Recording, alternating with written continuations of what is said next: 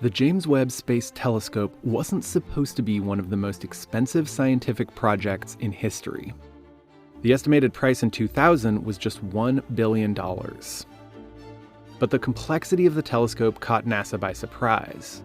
It got so expensive, Congress nearly scrapped the project. By the time the telescope launched at the end of 2021, the cost was more than $10 billion.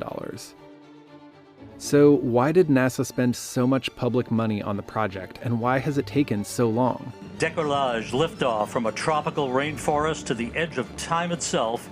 The answers lie in the origins of the stars. James Webb begins a voyage back to the birth of the universe. On December 25th, 2021, the James Webb blasted into deep space orbit. The destination, a point in space called Lagrange Point 2, 1 million miles from Earth. That's further than any astronaut has traveled, and it's also the perfect spot to investigate the birth of the universe. Light from the first stars began to travel outwards soon after the Big Bang, and that light cooled from visible light to infrared light over billions of years. That's why the James Webb was designed to collect light in the infrared spectrum. The James Webb Space Telescope is designed to look at our entire history from the first objects that grew after the Big Bang to things right here in the solar system that formed along with the Earth. The Webb is massive, so it was folded up in order to fit atop the Ariane 5 rocket before launch, and then unfolded in space after it's separated.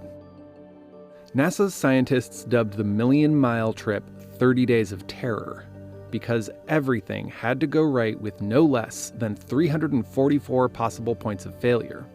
One tiny flaw, and the Webb could have ended up a piece of space junk. This is one of those things where if you're spending the public's money, you're not going to take a chance of, well, why not you push a button and see if it's okay? The mission was a success, but 20 years ago, no one ever imagined it would take so long or cost so much to get it to the launch pad. Part of the struggle has been a need for perfection. We just have to build it and test it and build it and test it and build it and test it until we're satisfied. NASA couldn't afford to repeat the mistakes made on the Webb's predecessor, the Hubble telescope. After its launch in 1990, the first images came back blurry. The conclusion we've come to from that is that there's a significant spherical aberration appears to be present in the optics. So astronauts had to fix Hubble's mirror while it was in space. NASA had already spent $2 billion on Hubble at that point. The repair cost $86 million versus just $2 million had NASA caught it while the Hubble was still on Earth. That taught NASA an expensive lesson. So with Webb, they had to get everything right the first time. Because it's just so complicated and it's so huge. And so that was the part that I think scared all of us the most, and we gave it an awful lot of attention.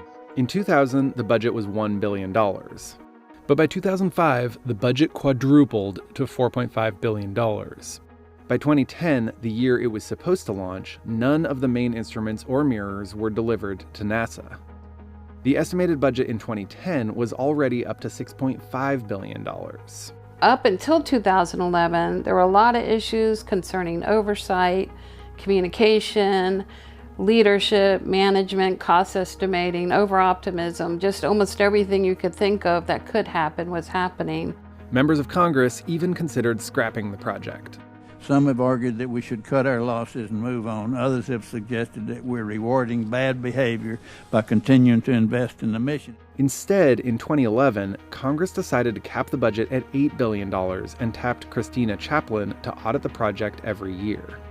But nothing could really stop prices from rising, because nearly every part of the telescope had to be invented along the way. Especially toward the end, they thought, hey, the contractor workforce can decrease and we'll have money to pay for other things that we need to pay. But the workforce stayed high because they had so many technical issues that they were dealing with. Though it's often compared to Hubble, the James Webb has a mirror 6 times the size of its predecessor and requires far more advanced technology and specialized conditions to operate. It's bigger and needs some of the coldest temperatures in the known universe.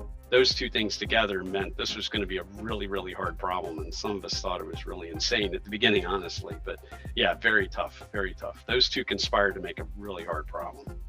And the Webb needs extreme cold for its infrared cameras to operate. -388 degrees Fahrenheit cold, to be precise. To protect these sensitive instruments from the heat of the sun, NASA built a 5-layer tennis court-sized sun shield. Think of the most advanced and complicated beach umbrella you can imagine. It can withstand extreme temperature swings and even small meteoroids that might pierce the thin membrane.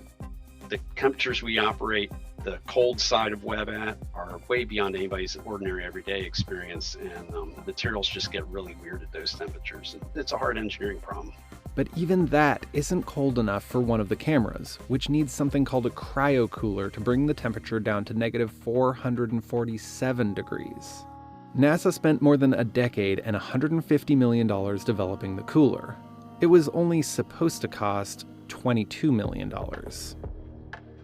In 2018, Congress had to raise the spending limit set in 2011. By the time the telescope was ready for launch in 2021, it had already cost $8.8 billion, making it one of the most expensive scientific projects in history. But there was one more challenge: transporting it from California to a European spaceport in French Guiana in South America.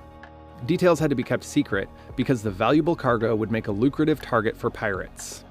It traveled 16 days from California through the Panama Canal to the launch site.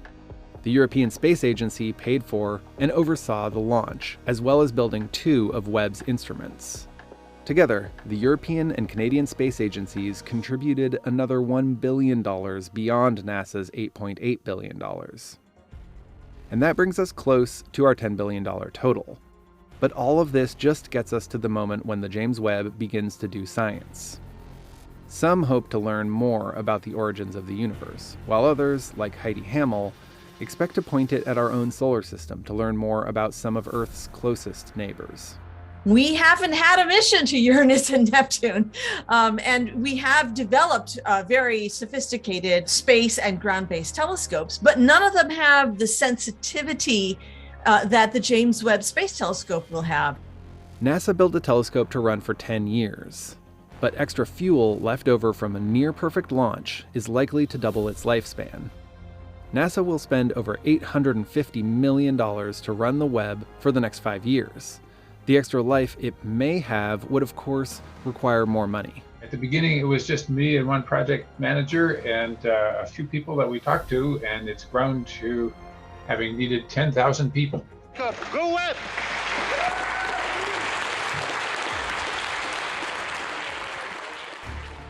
So far, the Webb has little to show beyond this selfie of its big mirror.